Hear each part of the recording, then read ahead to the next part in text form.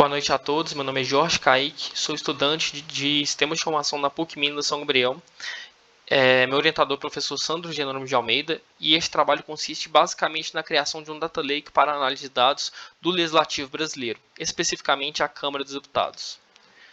Então a gente vai passar pelos tópicos problema, objetivo, revisão bibliográfica, metodologia, resultados, próximos passos e, claro, referências. O principal problema, o principal motivador deste trabalho é o uso da tecnologia, o uso e ascensão da tecnologia para a manipulação política nas democracias contemporâneas. Então a gente vê cada vez mais forte o uso de fake news e bots nos processos eleitorais, a fim de eleger determinado candidato ou comprometer a imagem de outro determinado candidato. Então a gente vê o uso cada vez mais forte dessas novas tecnologias de Big Data, de inteligência artificial, para a manipulação política das populações mundiais. A gente tem como exemplo no Brasil o atual presidente da República, Jair Messias Bolsonaro. Em seus primeiros 12 meses de governo, ele deu mais declarações falsas do que declarações verdadeiras em suas entrevistas, discursos, lives e redes sociais. Cerca de 56% das declarações deferidas pelo atual presidente da República tem algum grau de distorção, o que é uma coisa muito grave, que a disseminação da informação através de pessoas de alto cargo, de alto poder político, estão afetando a população e são baseadas em verdades. Ao mesmo tempo, a gente tem também uma mudança do cenário democrático mundial que é através da influência da própria tecnologia, que são novos modelos de tomada de decisão do Estado que estão sendo adaptados para prover uma maior participação, um maior engajamento da esfera civil. Então a gente tem como exemplo o próprio Senado, que os votos em determinadas leis e determinadas políticas está aberto para a população em geral, então as pessoas podem votar em determinadas políticas públicas. A gente tem também políticos que estão cada vez compartilhando mais o seu trabalho, a agenda pública deles, para ter uma opinião mais forte da população, do seu eleitorado. Então, a gente chega num problema grave que a gente tem uma esfera civil que tem cada vez mais poder político, que tem uma influência cada vez maior e que, em contrapartida, se vê manipulada politicamente de uma forma muito agressiva, tanto pelas instituições privadas quanto pelos próprios candidatos ou pelos próprios políticos. Então, considerando esse novo cenário, a gente imagina que informar a população através de fontes confiáveis de uma informação que chegue de fato e que seja de fácil interpretação para a população, essa pode ser uma alternativa válida. Então, o objetivo desse trabalho consiste basicamente na criação de uma plataforma.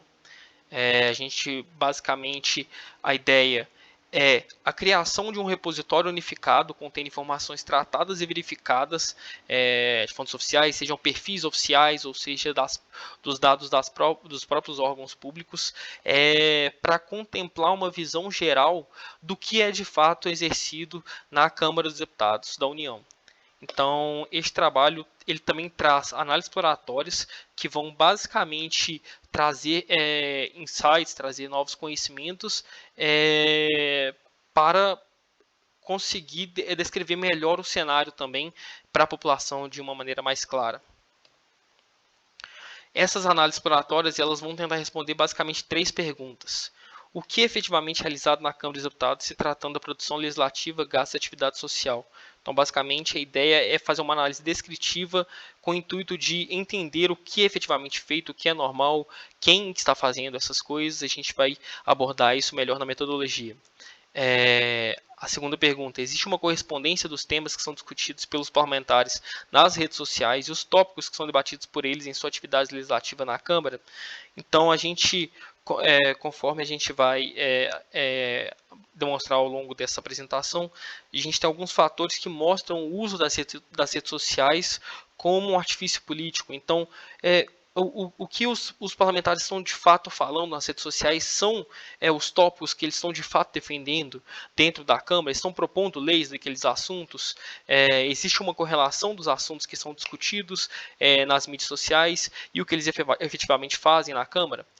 E a C, e a última pergunta é: partindo do pressuposto que os integrantes de um partido político possuem uma visão ideológica homogênea, os deputados de um mesmo partido costumam agir de maneira similar? Se tratando do que é proposto à Câmara, seus gastos com atividade parlamentar e os temas levantados por eles. Então, basicamente, a ideia nesse aspecto é criar agrupamentos baseados na similaridade do seu comportamento, então o que eles gastam, o que eles falam, o que eles propõem à Câmara, e basicamente ver se existe uma correspondência desses grupos com os agrupamentos dos partidos políticos ou das ideologias políticas. Então, um partido político, por exemplo, que se declara como sendo de direita, os deputados daquele partido eles têm um comportamento similar, eles defendem as mesmas coisas. Isso é uma coisa que a gente vai abordar ao longo deste trabalho.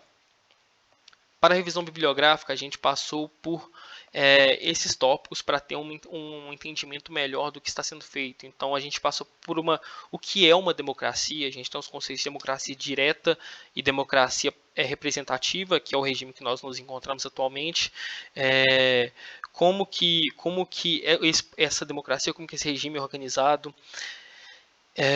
Na democracia representativa, no caso a gente faz através do voto, das eleições, tem um representante que responda por determinado grupo, pelos interesses de determinado grupo. A gente tem a democracia digital, que já envolve essas novas políticas, novos tipos de políticas, que tem um envolvimento maior, um engajamento maior da esfera civil na participação desses processos decisórios. A gente tem o aprendizado de máquina, que é um dos tópicos que precisa ser abordado, já que a gente utilizou uma técnica aqui de aprendizado não supervisionado, um algoritmo chamado Camins, que consiste basicamente na criação de grupos utilizando a distância euclidiana entre as variáveis para basicamente criar os grupos por similaridade, né, por distância, com a menor distância entre aquelas variáveis. A gente tem o conceito de computação em nuvem, uma vez que a plataforma que a gente está utilizando para essa solução, que é o Databricks, ele é uma plataforma em nuvem, está tudo sendo hospedado na nuvem deles. O conceito de Big Data, já que a gente está abordando aqui conceitos como o Data Lake, como processamento distribuído, ETL, como que o processo de extração, transformação e carga dos dados está sendo organizado. A gente tem o conceito de Data Lake, que é basicamente um repositório centralizado dos dados, onde o armazenamento ele está separado do processamento, ao contrário de um conceito de SGBD, por exemplo, e a gente tem os dados armazenados em zonas. Então, a gente tem, por exemplo, a zona RAW, onde a gente tem os dados brutos, sem muitas alterações. A gente tem a zona Curated, que tem os dados já tratados, já prontos para serem analisados, e a gente tem a zona Analytics, que consiste basicamente em uma zona com resultados de análise previamente feitas. O conceito de PySpark. A PySpark é a plataforma, é a engine que a gente está utilizando aqui para processamento distribuído. Então, todo o processo de ETL, o processo de análise exploratória, está sendo feito utilizando o Spark. A gente tem alguns conceitos como do Spark SQL, por exemplo, que traz uma sintaxe de SQL para a gente poder manipular os dados. A gente tem dentro do Spark a gente tem um conceito fundamental que são os RDDs, que são basicamente collections distribuídas de dados, uma estrutura de dados distribuída. Então, distribuída ao longo do cluster, porque aqui a gente está falando de computação distribuída, então a gente tem um grupo de máquinas que estão processando a mesma coisa e o processamento é distribuído ao longo desses nós do cluster. E a gente tem alguns trabalhos relacionados aqui, como por exemplo o projeto Serenata de Amor, que tenta identificar gastos anormais na Câmara dos Deputados e já realizar as denúncias imediatamente. E aí a gente entra na metodologia agora. Esse trabalho ele tem basicamente 3 camadas que são muito importantes, que é basicamente a infraestrutura e modelagem de armazenamento. Como eu disse anteriormente, a gente está usando uma arquitetura de Data Lake, então o armazenamento é separado do processamento e a gente precisa ter uma estrutura bem definida para isso. A gente tem os processos de ETL, que é basicamente o processamento dos dados, o tratamento dos dados, e a gente tem, por fim, análise exploratória de dados. O armazenamento, novamente, a gente está utilizando Databricks, que é uma solução em nuvem, que é a plataforma unificada tanto para o processamento quanto para o armazenamento. O Databricks ele tem uma funcionalidade chamada, que é o File System dessa plataforma, chamado DBFS, Databricks File System, que é basicamente um file system, então uma estrutura de diretórios e arquivos, como que você tem na sua máquina, mas nesse caso essa estrutura ele é distribuída pelos nós do cluster. Então a gente tem o file system distribuído, o que melhora muito a computação distribuída e basicamente replicação do processamento. Para o processo de ETL, a gente tem basicamente essa arquitetura, esse fluxo de dados, tá? Não só para o processo, mas como para a plataforma de maneira geral. A gente tem basicamente os dados sendo extraídos dos arquivos disponibilizados pela Câmara dos Deputados, na sua base, no seu site oficial. E a gente tem a API do Twitter aqui, que a gente está fazendo basicamente um robô que vai nos perfis oficiais dos deputados e puxa todos os tweets dos perfis oficiais. E aqui basicamente a gente está replicando os dados da Câmara para a nossa zona RAW, que é a zona, como eu disse, dos dados brutos. A partir da zona RAW a gente já tem pipelines aqui que a gente tem jobs aqui que fazem toda a transformação desses dados, então transformações no caso de organização das colunas, de paras, de filtros, de transformar dados nulos, coisas nesse sentido, identificar isso, né, e organizar melhor e também concatenar, já que a gente tem diversos arquivos, colocar tudo na mesma estrutura. Essa transformação, os dados a partir disso eles já estão limpos, então eles são armazenados na zona curated, que é a zona dos dados prontos para análise, e a partir disso a gente tem a zona analytics aqui, né, que é onde acontece a análise exploratória dos dados, e os resultados dessas análises exploratórias são salvas em tabelas Hive aqui na zona analytics, e o usuário final vai poder consumir direto dessas tabelas já com as análises prontas. Para análise exploratória de dados, a gente tenta responder, para responder aquelas 3 perguntas, a gente tem que quebrar isso em perguntas menores que vão conseguir descrever melhor o cenário que a gente encontra nessa base e entender melhor o que está sendo feito. Então, para a maioria dessas perguntas, como por exemplo aqui, a gente tem para análise descritiva, a gente tem, por exemplo, para as proposições legislativas. Quantas proposições foram submetidas? Quem submeteu as proposições? Quais os temas dessas proposições? Qual a evolução anual? A gente tem perguntas similares aqui para despesas, para tweets. Então, por exemplo, para o Twitter, quem publicou esses tweets? Quais os termos mais frequentes? Quais os temas mais frequentes? Para as 2 últimas perguntas, a gente tem a relação das proposições e com os tweets, então os temas que são levantados por eles, como que a gente vai conseguir identificar isso? Então a gente fez uma análise da correlação entre as variáveis e também uma análise da dispersão entre os grupos. Para o agrupamento dos parlamentares, novamente a gente fez grupos por similaridade de comportamento, quanto eles gastam, o que eles falam, o que eles propõem. E basicamente a gente comparou esses grupos com os partidos políticos e com as ideologias políticas. Para análise das proposições, a gente enxerga na base de dados muitos tipos de proposições que não estão relacionadas à produção legislativa, como por exemplo, mensagem de ausência do país por menos de 15 dias. Quando algum político tem que se ausentar por determinado tempo. Então, isso não está ligado diretamente à produção legislativa. Então, para esse cenário, a gente está filtrando somente as proposições que contêm os termos projeto de lei ou emenda. Para análise exploratória de dados, aí no caso, quando a gente vai falar da categorização dos temas, a gente criou essas 7 categorias que são teoricamente um grupo de categorias que fazem parte do interesse público, para analisar, considerando essas categorias, o que está sendo feito, o que está sendo discutido nas redes sociais.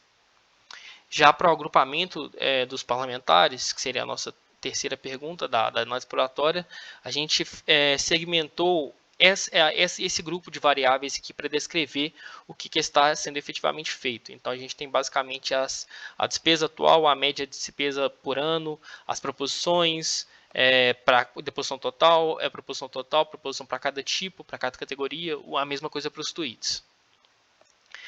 Aí, a gente também, para responder a questão da correlação entre as proposições e os tweets, e também para criar os agrupamentos, a gente consegue identificar a correlação entre as variáveis através desse gráfico, através dessa tabela. Então, basicamente, a gente pode enxergar aqui que os tweets e as proposições têm uma baixíssima correlação entre eles. Então, dentro dos grupos, por exemplo, só dos tweets ou só das proposições, junto também com as despesas, a gente tem um comportamento similar, mas o que é feio, o que é discutido realmente na Câmara dos Deputados não tem uma correlação com o resto das variáveis, o que é de fato curioso.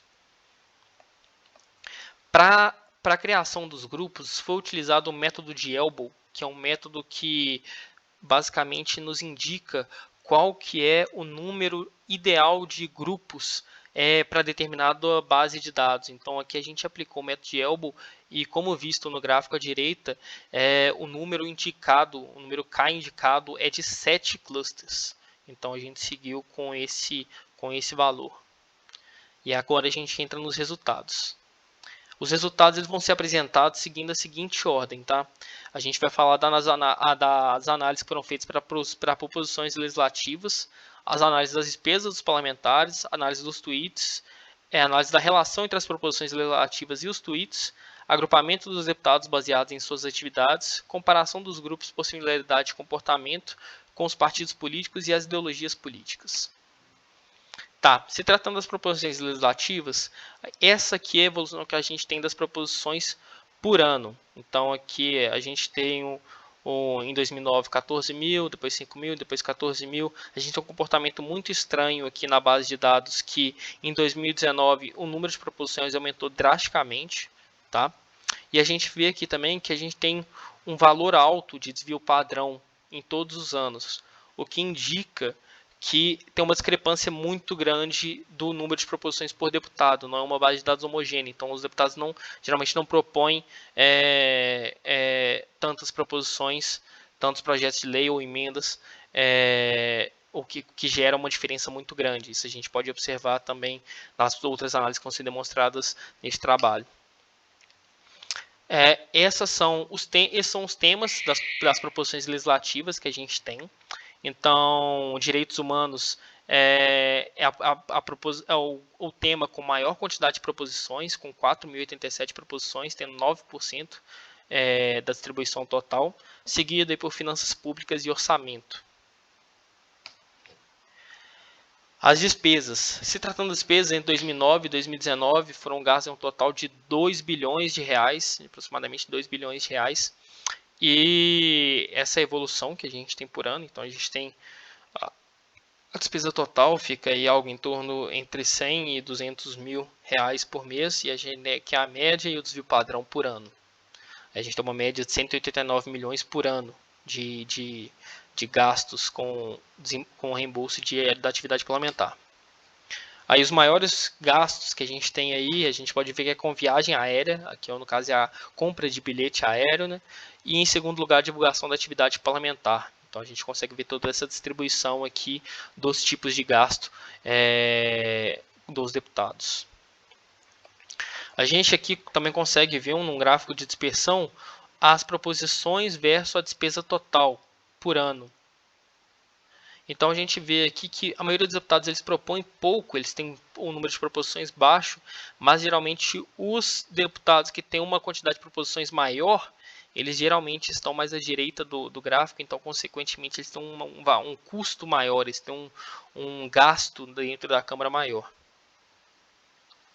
Os perfis oficiais de 575 parlamentares foram mapeados, a gente tem então, como são 10 anos aí, a gente tem várias candidaturas, então vários mandatos, então a gente tem mais do que os 500 e poucos deputados. 575 perfis oficiais foram mapeados e desses apenas 127 possuem publicações na rede social, então o que nos indica que o uso do Twitter não está muito difundido também entre os parlamentares. Mas dentre esses usuários foram extraídos 225 mil tweets, tendo uma média aí de 1.772 por deputado. A gente vê aqui os termos mais frequentes aqui nas publicações, e um comportamento interessante que a gente enxerga é que tem várias palavras aqui que remetem à política. Então, por exemplo, a Câmara, município, Estado, governo, deputado, federativo. A gente tem o presidente, a gente tem o Bolsonaro, a gente tem o Lula, a gente tem aqui projeto, a gente tem programa, campanha. Então, o que indica que essa rede social ela está sendo utilizada como meio de divulgação política ou meio de manifestação política de alguma forma. A relação entre as proposições e os tweets. Então, analisando, isso é um comportamento que a gente já viu no gráfico de correlação, mas a gente vê aqui também porque, teoricamente, a gente deveria ter um comportamento linear aqui, de quanto mais, idealmente, né, quanto mais tweets sobre determinado assunto, mais proposições sobre determinado assunto, mas não é algo que a gente vê. A gente vê como, por exemplo, a cultura, que ela tem um discurso político alto, que é uma manifestação no Twitter alta, mas o número de proposições está bem baixo. Tá. Os clusters dos parlamentares, então, novamente, em teoria, um partido político ele tem uma ideologia política, ele tem um espectro político, e a ideia é basicamente ver se existe mesmo, se os agrupamentos baseados na similaridade, eles correspondem aos grupos já formalizados, que são os partidos políticos ou o espectro político. Então, basicamente, a gente fez essa análise, a gente aplicou caminhos aqui utilizando o K igual a 7 para tentar fazer essa distribuição. A gente criou os agrupamentos aqui e, basicamente, aqui a gente está comparando a distribuição desses agrupamentos pelos partidos políticos, como a gente pode ver nesse gráfico, e pelas ideologias políticas, como a gente pode ver no gráfico abaixo. Então, a gente vê algum comportamento interessante, como, por exemplo,